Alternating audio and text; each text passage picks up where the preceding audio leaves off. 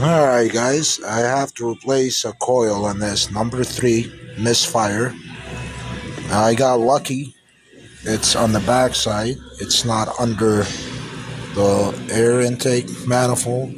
Another thing you guys gotta check for on these cars, that the oil housing leaks all the time and then it runs down to the transmission. I'm gonna tell the customer that just in case he wanted to replace it.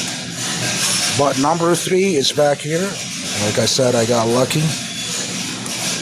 So all you gotta do is remove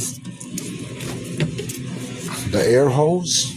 There's a plastic retainer over here.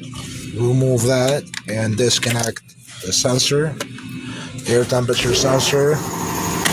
Open up the box, lift up on it, and get it out of here.